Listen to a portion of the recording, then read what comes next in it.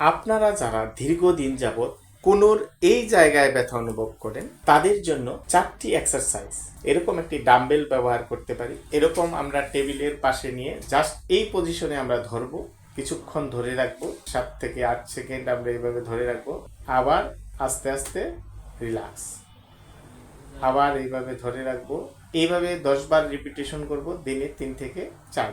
দ্বিতীয় এক্সারসাইজটি হচ্ছে এইভাবে ধরে রেখে আমরা আস্তে আস্তে আস্তে আস্তে হাতটিকে নিচের দিকে এইভাবে নিব, এইভাবে নিব। এটাকে বলা হয় ইসেন্ট্রিক স্ট্রেংথেনিং এক্সারসাইজ।